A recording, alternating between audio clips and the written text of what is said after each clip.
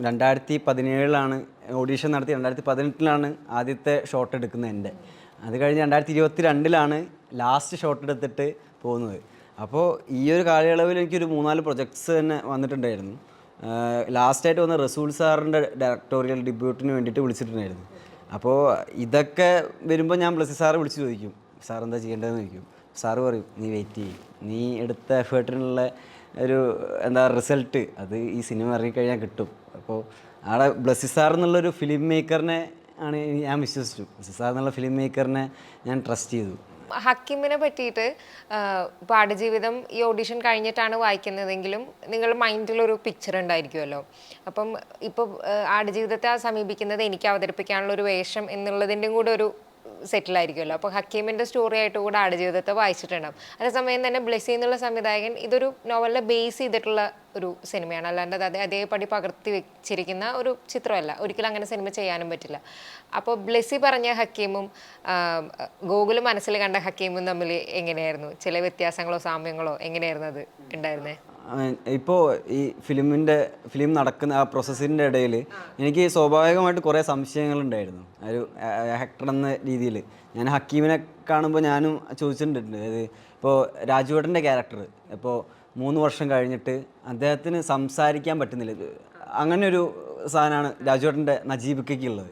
പക്ഷേ ഹക്കീമിന് അങ്ങനെയല്ല. ഹക്കീമിന് തൻ്റെ ഒരു നാച്ചുറലായിട്ടുള്ള വൊക്കാബുലറി നഷ്ടപ്പെട്ടിട്ടുണ്ടെങ്കിലും എനിക്ക് സംസാരിക്കാനുള്ള, അല്ലെങ്കിൽ നജീബിൻ്റെയും കാദരിയുടെയും ഇടയിൽ ഒരു മീഡിയേറ്ററായിട്ട് സംസാരിക്കുന്നത് മൊത്തം ഹക്കീമാണ്. ഹക്കീമിന് പിന്നെ തുടക്കത്തിലേ ഉണ്ടല്ലോ, അയാൾക്ക് ഹിന്ദി അറിയാം, അയാൾക്ക് ഇംഗ്ലീഷ് അറിയാം, പിന്നെ പൊതുവേ ഒരു സംസാരപ്രിയൻ ടൈം സംസാരിക്കുന്നുണ്ട്. പിന്നെ എനിക്ക് തോന്നുന്നു മറ്റൊരു പോയിന്റും പറയണ്ടല്ലോ, ഹക്കീം ട്രാവൽ ചെയ്യുന്നുണ്ടല്ലോ പല സ്ഥലത്തേക്ക്.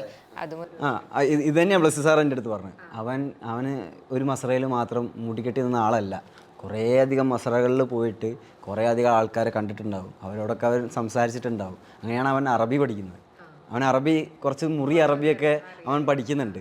അപ്പോൾ ഹക്കീമിനെ സംബന്ധിച്ചിട്ട് അവൻ്റെ ആ ഒരു പ്രായം വെച്ചിട്ട് അവൻ എപ്പോഴും ഹോപ്പാണുള്ളത്.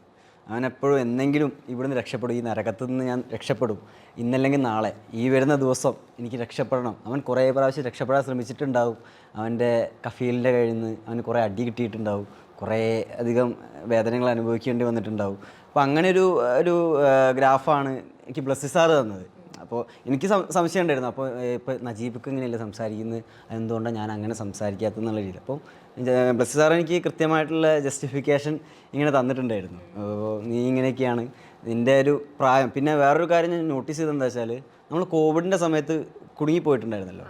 ആ സമയത്ത് ഗോകുൽ ആയിട്ട് എനിക്ക് 20 വയസ്സ് ആ സമയത്ത്. അപ്പോൾ ആ സമയത്ത് കുറേ ആളുകളുണ്ടായിരുന്നു, കുറേ നജീബുമാരായിട്ടുണ്ടായിരുന്നു ഞങ്ങളെ ക്രൂവിലുള്ള ആൾക്കാർ. എന്നെ സംബന്ധിച്ചിട്ട് ഞാൻ കൊടുത്തിട്ട് വേണ്ട എൻ്റെ വീട്ടിൽ കഞ്ഞി ഉണ്ടാക്കാൻ, അതായത് ഭക്ഷണം വെക്കാൻ വേണ്ടിയിട്ട്. പക്ഷേ ബാക്കിയുള്ള ആൾക്കാരെ സംബന്ധിച്ചിട്ട് അവരാണ് ആ വീടിൻ്റെ ഗൃഹനാഥൻ. അവർ കൊടുത്തിട്ട് വേണം അവരുടെ ഭാര്യയ്ക്കോ അമ്മയ്ക്കോ ഒക്കെ ഭക്ഷണം കഴിക്കാൻ വേണ്ടിയിട്ട്. അവരാണ് അതിൻ്റെ സോൾ ആണ്. അപ്പോൾ അവർക്കുണ്ടാവുന്ന ടെൻഷനും എനിക്കുണ്ടായ ടെൻഷനുകളും വേറെ രീതിയിലായിരുന്നു. അപ്പോൾ അങ്ങനെ ഒരു കോൺട്രാസ്റ്റാണ് നജീബിൻ്റെയും ഹക്കീമിൻ്റെയും കഥാപാത്രത്തിനും ഉള്ളത്. ശരിയാണ്. ഈ ആടുജീവിതത്തിനെ പറ്റിയിട്ട് എപ്പോഴും പറയുമ്പം ആ ആടുജീവിതം നോവലിൽ എങ്ങനെയാണോ കടന്നുപോയത് അതിൻ്റെ ഒരു കാത്തിരിപ്പ്, അല്ലെങ്കിൽ ഇതൊരു രക്ഷപ്പെടുക എന്ന് പറയാൻ പറ്റില്ല, സിനിമ പൂർത്തീകരിക്കുക, അങ്ങനെ ഒരു ലക്ഷ്യമാണെങ്കിൽ അത് ഈ എൻ്റയർ ക്രൂവും കടന്നു പോയിട്ടുണ്ടെന്ന് പറയും. ആടുജീവിതത്തിൻ്റെ ഒരു ജേണി ഈ ഫിലിം മേക്കിംഗ് പ്രോസസ്സിലൂടെ നിങ്ങളും കടന്നു പോയിട്ടുണ്ടെന്ന് പറയും. അങ്ങനെ തന്നെയാണോ നിങ്ങൾക്ക് ഫീൽ ചെയ്തത്? കാരണം ഒരുപാട് സമയം എടുക്കുന്നു, നമ്മൾ ഇന്ന് ഷൂട്ടിംഗ് തുടങ്ങുന്നു, അപ്പോഴും ബ്രേക്ക് വരുന്നു. അപ്പം ഇതിൻ്റെ ഇടയിൽ കരിയർ തുടങ്ങിയിരിക്കുകയാണല്ലോ വളരെ ചെറിയ പ്രായത്തിൽ. അപ്പം വേറെ ഓപ്ഷൻസ് വന്നിരുന്നോ? വേറെ സിനിമകൾ ചെയ്യാൻ പോവോ? അങ്ങനത്തെയൊക്കെ എന്തെങ്കിലുമൊക്കെ വന്നിട്ടുണ്ടാവില്ല ഈ ഒരു വർഷങ്ങളുടെ ഇടയിൽ? ഈ ഒരു 2017 ഓഡീഷൻ നടത്തി 2018 ആദ്യത്തെ ഷോട്ട് എടുക്കുന്നത് എൻ്റെ. അത് കഴിഞ്ഞ് 2022 ലാസ്റ്റ് ഷോട്ട് എടുത്തിട്ട് പോകുന്നത്. അപ്പോൾ ഈ ഒരു കാലയളവിൽ എനിക്കൊരു 3-4 പ്രൊജക്ട്സ് തന്നെ വന്നിട്ടുണ്ടായിരുന്നു. ലാസ്റ്റായിട്ട് വന്ന റസൂൽ സാറിൻ്റെ ഡയറക്ടോറിയൽ ഡെബ്യൂട്ടിന് വേണ്ടിയിട്ട് വിളിച്ചിട്ടുണ്ടായിരുന്നു. അപ്പോൾ ഇതൊക്കെ വരുമ്പോൾ ഞാൻ ബ്ലസ്സി സാറെ വിളിച്ച് ചോദിക്കും, സാർ എന്താ ചെയ്യേണ്ടതെന്ന് ചോദിക്കും. സാറ് പറയും, നീ വെയിറ്റ് ചെയ്യും, നീ എടുത്ത എഫേർട്ടിനുള്ള ഒരു റിസൾട്ട് അത് ഈ സിനിമ ഇറങ്ങിക്കഴിഞ്ഞാൽ കിട്ടും. അപ്പോൾ അവിടെ ബ്ലസ്സി സാർ എന്നുള്ളൊരു ഫിലിം മേക്കറിനെ ആണ് ഞാൻ വിശ്വസിച്ചു. ബ്ലസ്സി സാർ എന്നുള്ള ഫിലിം മേക്കറിനെ ഞാൻ ട്രസ്റ്റ് ചെയ്തു. അപ്പോൾ അതിനുള്ള ഒരു റിസൾട്ടാണ് എനിക്ക് തോന്നുന്നത് ഇന്ന് ഇപ്പോൾ ഇങ്ങനെ എത്തി നിൽക്കുന്നത്.